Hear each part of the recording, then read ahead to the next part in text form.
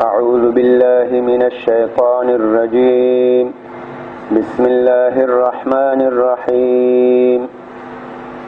وأتموا الحج والعمرة لله فإن أحصرتم فما استيسر من الهدي ولا تحلقوا رؤوسكم حتى يبلغ الهدي محله فمن كان منكم مريضا أو به أذى من رأسه ففدية من صيام أو صدقة أو نسك فإذا أمنتم فمن تمتع بالعمرة إلى الحج فما استيسر من الهدي ومن لم يجد فصيام 3 أيام في الحج و7 إذا رجعتم تلك 10 كاملة ذلك لمن لم يكن أهله حاضر المسجد الحرام واتقوا الله واعلموا أن الله شديد العقاب.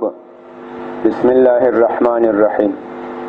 سورة البقرة آیت نمبر 196. د دې آیاتونو مناسبت لمخکې آیاتونو سره بالکل واضحه ده. مخکې موږ تاسو ویل چې د هجرت په 6م کال نبی صلی الله علیه وسلم خوب ولیدل چې زه ځم عمره کوم. اول ته به له ما سره ملګري څوک به ترونه خرئي او څوک به ویښتان لنډوي د عمرې په تحلیل کې. دا خوب چې کله نورو صحابه کرامو ته وویل هغوی پوه شول چې د نبي علیه الصلاة والسلام خو خوب وحی وي، نو هغوی یقین شو چې موږ به ځو عمره به کوو. ټول را روان شول. کله چې راغلل مکې مکرمې ته نږدې شول، مقام د حدیبیې ته ورسېدل. مشرکینو مخالفت وکړو، ممانعت وکړو. نبی علیه الصلاة والسلام له عمرې کولو نه منع کړو. نو داسې یو څوک د عمرې نیت وکړي یا د حج نیت وکړي، احرام وتړي، بیا حج او عمرې ته روان شي، په لاره کې د دشمنانو د ظالمانو د جګړې له وجې دی منع سي، دې سړي ته محصور وایي. محصور دا په لغت کې منع ته وایي، منع شوی. او دا دی چې له حج او له عمرې نه منع شو، دې ته احصار وایي، منع شدن، منع کول. دلته په دې آیاتونو کې الله تعالی د احصار بیان کوي چې کله تاسو له حج او له عمرې نه منع شئ، کافران، ظالمان یا بل وجه تاسو د حج او د عمرې نیت کړی، له حج او عمرې نه منع شئ، څه چل به کوئ؟ دلته هغه حکم بیانوي. نو دا د دې آیاتونو مناسبت سو له مخکې آیاتونو سره. په مخکې د حدیبیې واقع ذکر و، دلته د حدیبیې په واقع کې نبی علیه الصلاة والسلام له عمرې نه محصور شو، منع شو، احصار واقع شو. دلته الله تعالی د احصار حکم بیانوي. یو څوک چې د حج او د عمرې احرام وتړي او بیا دی منع شي، نو دی به څه چل کوي؟ دلته د هغې تفصیل بیانوي. دا مناسبت شو. الله تعالی وایي واتموا الحج والعمرة لله. اتموا دا امر ده، صيغه د امر ده، د الله تعالی حکم فرمان ده. باب افعال ده. اتم یتم اتماما، یو کار پوره کول، یو کار تمام ته رسول، کمال ته رسول. تمام دا کمال ته وایي. اتمو په معنا د اکملو و اتمو، او تاسې پوره کوي، تاسې کامل کوي. الحج دا حج، والعمرة او عمره، لله صرف لپاره د الله. یو حج ده، یو عمره ده. حج دا صرف د ذوالحجې په میاشت کې کیږي، او د حج ارکان هغه ټول 3 دي. یو به احرام تړي، نیت به کوي، بل به عرفات باندې ودرېږي، او بل به طواف زیارت په 10 تاریخ باندې د اختر په ورځ چې کوم طواف کیږي دا طواف به کوي. او واجبات هغه طواف کول دي، طواف صدر، صفا مروه کې سعی کول دي، شیطانان وشتل دي، مزدلفه ته تلل دي، او ذبح کول دي. دا واجبات شو. نو حج صرف هغه د ذوالحجې په 9 لسم دې تاریخ باندې کېږي 3 ورځې. او یو عمره ده. عمره دا په ټول کال کې کېږي، هر وخت عمره کولای شي. نو دا یو فرق شو. حج په لغت کې لوی قصد ته وایي، لوی قصد کول، لوی اراده کول. او عمره دا په لغت کې صرف زیارت کولو ته وایي، زیارت کول. په دې یوه مسله کې بیا د احنافو د شافعیو اختلاف ده. احناف وایي حج فرض ده، واجب ده، لازم ده، او عمره دا فرض نه ده، دا سنت ده. یعنی حج داسې ده لکه فرضي لمونځ چې سړی مال دولت ولري، د تلو راتلو خرچه ولري، په ده باندې حج فرض ده. او عمره داسې ده لکه نفلي لمونځ، که دې وکړه ثواب لري او که دې ونه کړه ګناه نه لري. شوافی وایي نه، یو حج او یو عمره دا دواړه واجب دي، فرض دي. هر څوک چې د تلو راتلو قدرت توان لري هغه باندې یو حج هم فرض ده، یو عمره هم فرض ده. د شوافیو دلیل دا آیت شریف ده.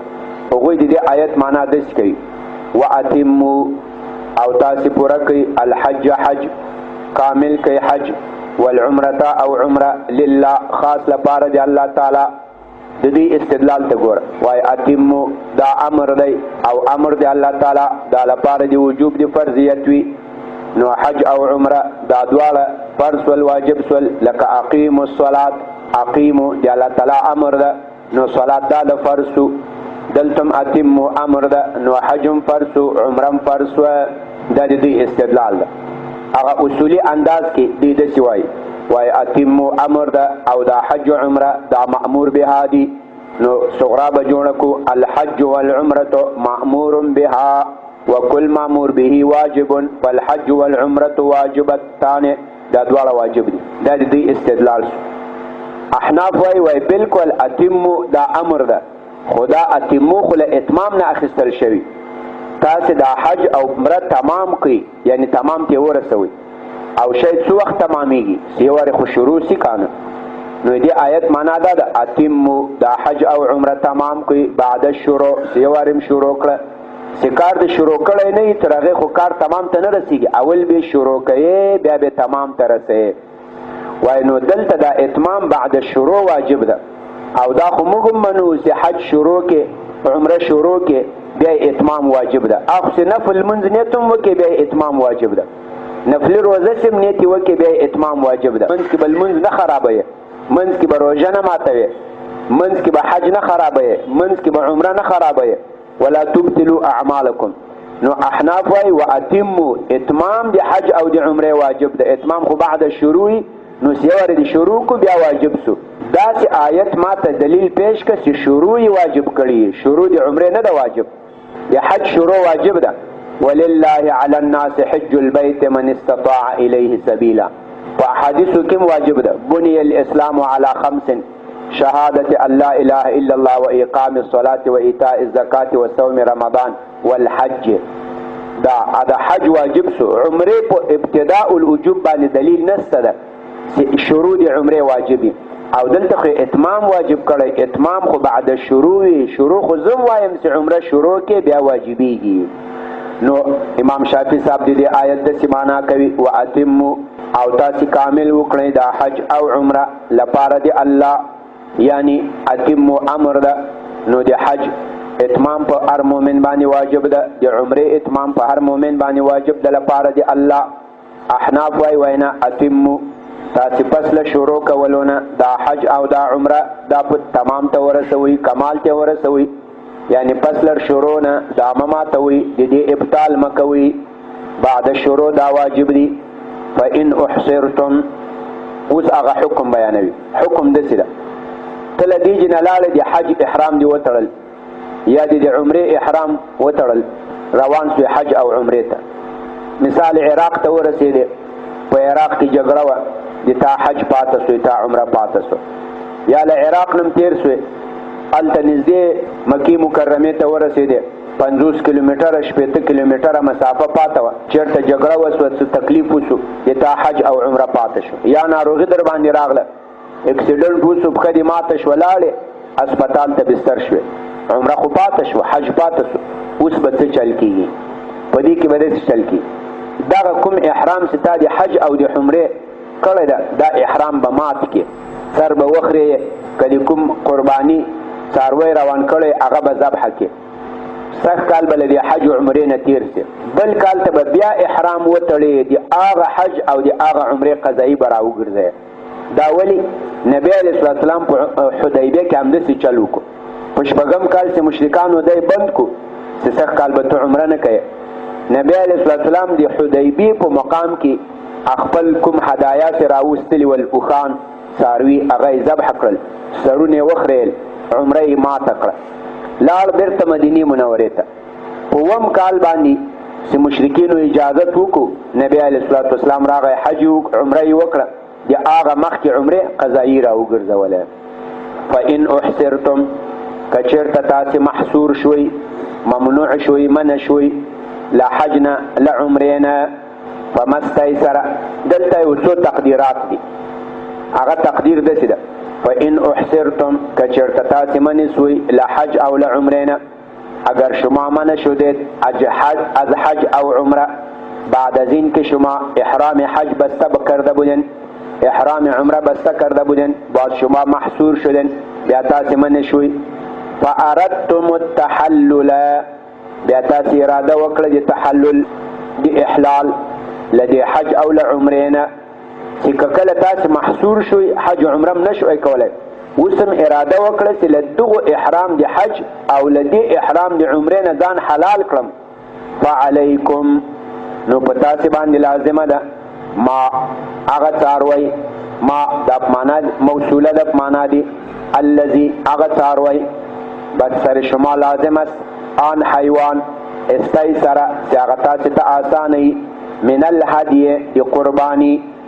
نو بیا به چې ته دا له عمرې نه ځان حلالوې اراده د تحلل دې وکړه، نور خو له عمرې چې منې سوې نو کوم څاروی چې تا ته آسانه یې ګډي وزۍ غویی وي اوښ وي، بل څاروی چې تا ته آسانه یې هغه به ذبح کې او ځان به له عمرې نه حلال کې له حج نه حلال کې. بل وخت چې امن و امان راغی وروسته وایي بیا به د دې حج د دې عمرې قضایي راوګرځئ. ولا تحلقو خو یو خبر زده کړئ، کله چې ته غواړې چې له دې حج محصور نه ځان حلال کې، له دې عمرې محصورې نه کوم چې ته له هغې چې منې سوې له دې نه ځان حلال کې، نو یو وارې به هغه څاروی حرم ته رسوې چې هغه په حرم کې ذبح سي، بیا به ته دلته سر خرئ. مثال ته ګوره، ما له دې جنه د عمرې اراده وکړه، احرام مې واچول، چې عراق ته ورسېدم هلته جګړه وه، له عمرې نه پاته سوم، په جګړه کې ګیر راغلم، عمره نشم کولی.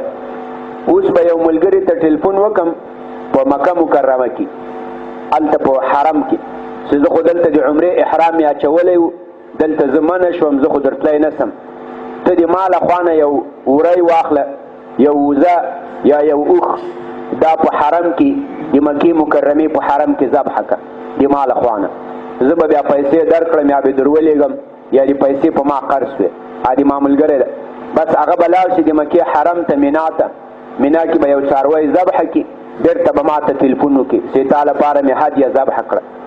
زه به دلته چې چېرته له منې یم په عراق کې په دې کې بس هلته به خپل سر وخرېیم، احرام به لرې کړم، دا خپلې ګنډلې جامې به واچوم، بېرته به راځم خپل وطن ته، را به شم کله چې په لاره کې کلاره کلاري سوه، امنیت سو، کیسه ختمه سوه لانجه، بیا به لاړ سم د دغې عمرې قضایي به راوګرځوم.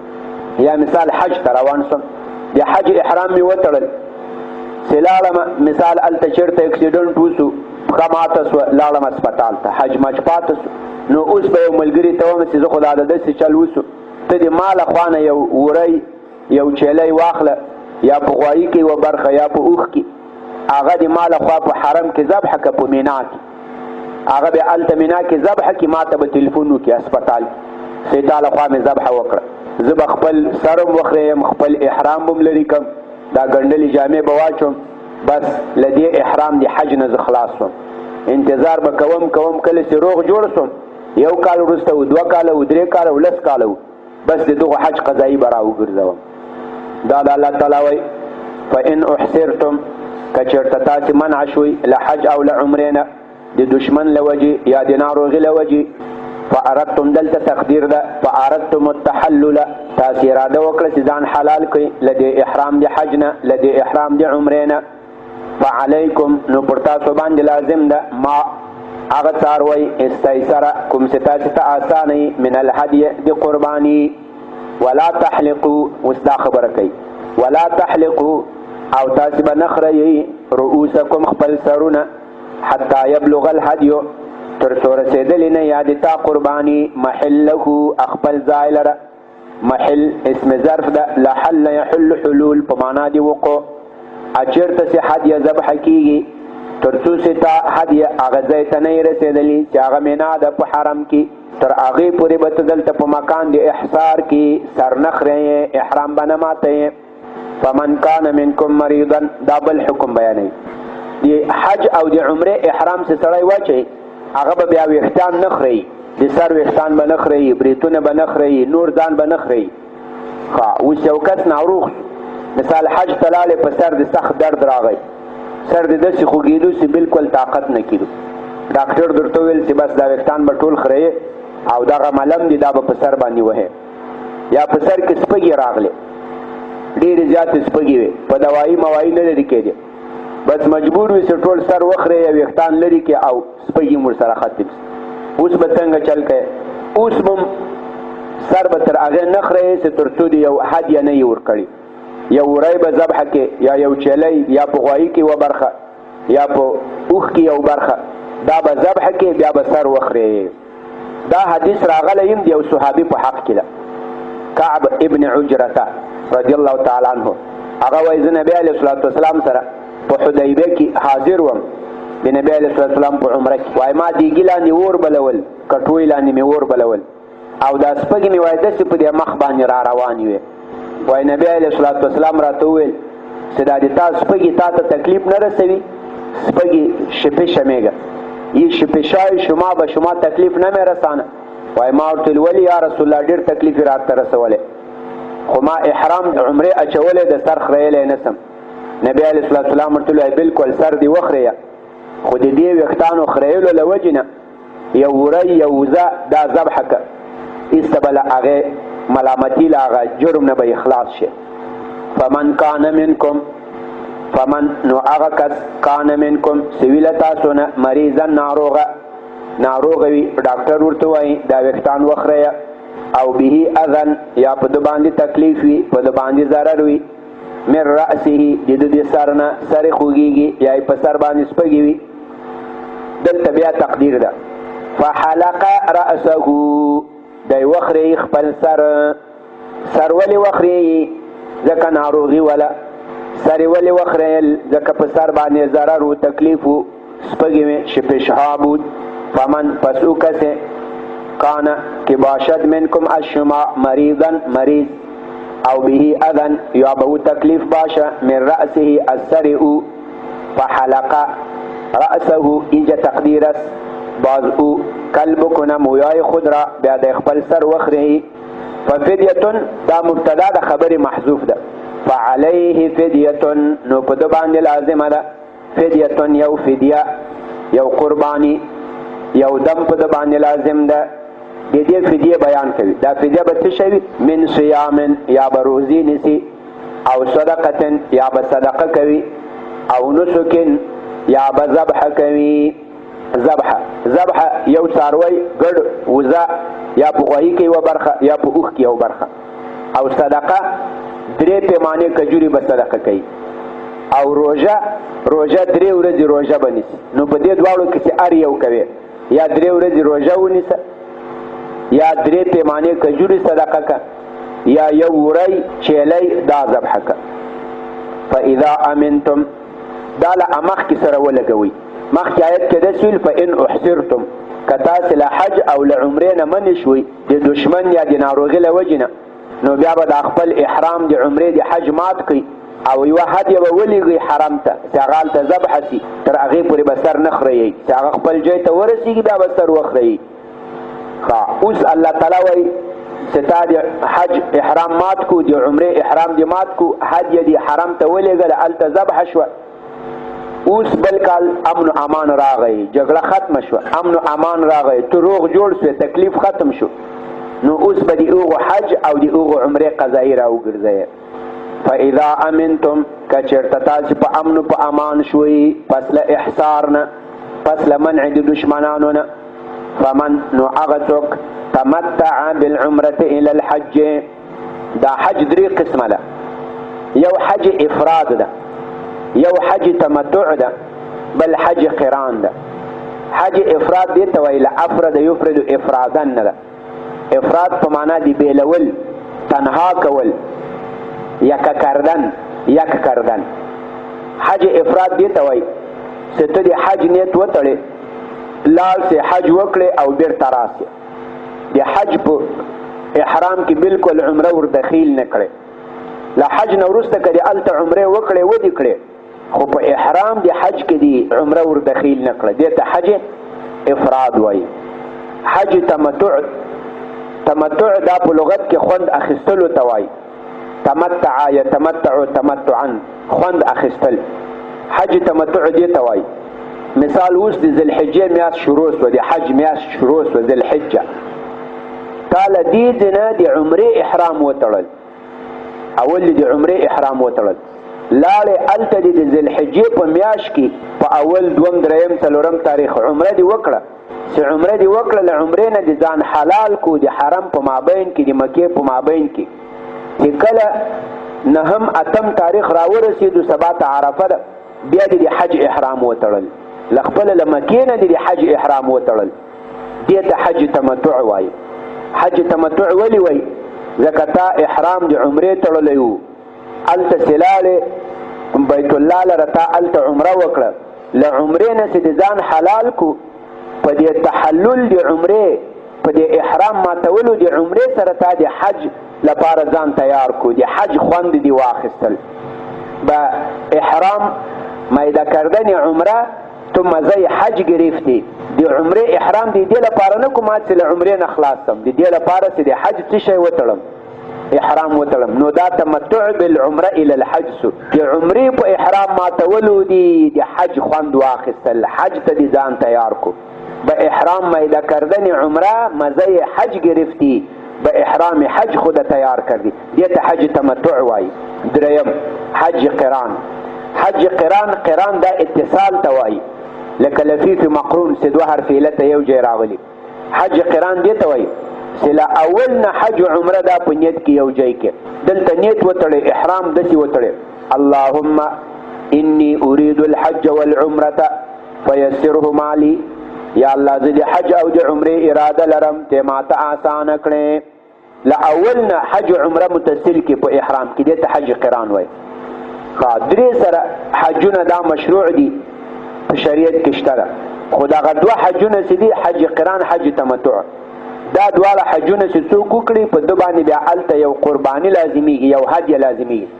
هلته به دی یو پسه، یو ګډ، یا یو وزه، یا په غوایي کې یوه برخه، په اوښ کې یوه برخه، دا ذبح به دی خامخا کوي.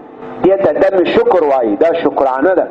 ځکه تا په یو سفر کې دوه عبادته وکړو، حجم او عمره هم. یا دې په عمرې باندې د حج خوند واخیستل، یا دې دواړه په یو نیت کې جمع کو، نو ته به شکرانه ورکوې. او حج افراد که سړي وکړو، لاړ حج وکړو بیرته راغی، په دې باندې بیا دم شکر دا نشته ده. الله تعالی وایي فاذا امنتم، کله چې تاسې په امن په امان سوئ له احصار نه، فمن تمتع، نو هغه څوک چې هغه خوند واخلي بالعمرة په محظوراتو د عمرې باندې، په احرام ماتولو د عمرې باندې، الى الحج و احرام د حج لره.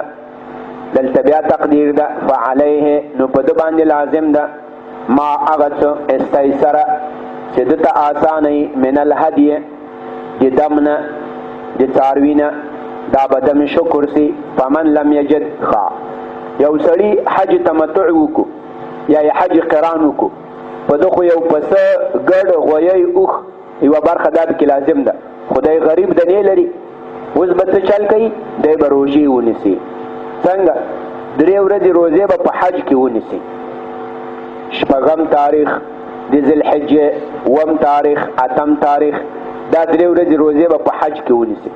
د عرفې ورځ روژه به حاجي صاحب نه نیسي. د عرفې ورځ روژه دا غیر حاجي لره سنت ده، حاجي صاحب ته نه ده، ځکه هغه هلته د عرفات میدان ته ځي. که دی روژه ونیسي بیا تکلیف کېږي، مشقت تکلیف ورته جوړېږي. 3 ورځې به له عرفې نه مخکې او 2 ورځې به له عرفې نه وروسته سي. چې کله حج خلاص شو ټول عبادات ختم سول 14 تاریخ نه وروسته بیا به د 1 ورځې روژه ونیسي دا به ټول لس سي دا لس کاملې ورځې شوې دا کاملې ورځې به د تا د هدي قایم مقام سي الله تعالی وایي فمن لم یجد او که څوک ونه مومي دا هدیه پیسې ورسره نه مال دولت ورسره نه دلته صیامو دا بیا مبتدا د خبرې محذوف ده فعليه صیامو نو په د باندې لازم د روژه 3 ایام د 3 ورځو په الحج په حج کې 3 ورځې روژه به په حج کې ونیسي 8 تاریخ د ذوالحجه 1 تاریخ 8 تاریخ و7 او ورځې روژه به ونیسي اذا رجعتم کله چې رجوع وکئ له حجنا واپسې وکئ له حجنا کور ته راشئ دا به ټول 10 ورځې سي تلک 10 کامله دا به 10 کاملې ورځې سي 10 پوره ورځې به شي دا به د هغې هدي قایم مقام سي ذلک لمن ذلک په دې ذالک اسم اشاره کې 2 تقدیر دي یو توجیه احنافو کړی ده هغوی داسې وایي دا ذالک دا راجع ده دغه هدیه ته احناف داسې وایي احناف وایي دا حج تمتع هر څوک کولی سي که څوک آفاقي وي او که څوک حرم کې داخل کې اوسیږي او که څوک له لرې وطن نه راغلی یعنی که یو کس له افغانستان پاکستان انډیا تاجکستان ازبکستان له دې جنه که حج تزیم دی حج تمتع کولی سي اول د عمرې احرام وتړي بیا د عمرې احرام مات کړي د حج احرام دی وتړي او که څوک هلته د حرم داخل کې اوسېدونکی وي د مکې په داخل کې اوسېږي هغه هم د حج تمتع نیت کولی سي او دا ذالکه چاته راجع ده دا وایي دا حج ته راجع ده خو فرق دومره ده کس له حرم نه خارج وي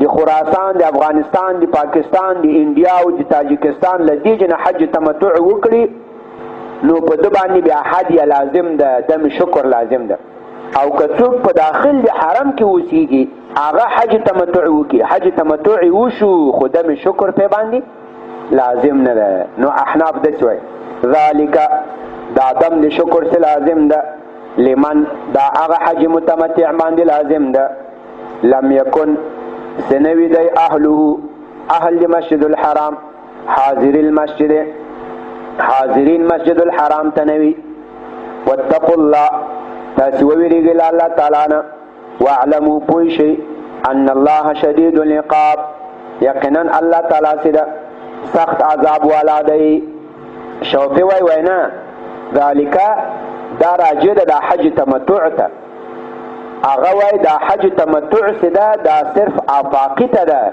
چې له حرم نه وتلی کس وي که څوک حرم په داخل کې وي هغه ته بیا حج تمتع نشته هغه وای ذالک دا حج تمتع سده لمن دا هغه چا لره ده لم یکن له سدینی اهل حرم حاضری دی حاضر نه مسجد الحرام ته دا به تفسیر دی اهل سی دی اهل الحرم نه څنګه اهل الحرم نه حاضر المسجد چې دی حاضر وي مسجد الحرام ته حاضری فاصل کې حاضری نو جمع دی حاضرون ده اغنونی په اضافت حذف شوی واتقوا الله لا لا تعالی نه ویریږي واعلموا او پوشي ان الله یقینا الله تعالی سره شدید العقاب سخت عذاب والا دی رمدی جی پوری بستا سبحانك اللهم وبحمدك نشهد ان لا اله الا انت نستغفرك ونتوب اليك اللهم صل على محمد وعلى آل محمد یا الله دا ترجمه او تفسیر خپل حضور کې قبول او منظور کړي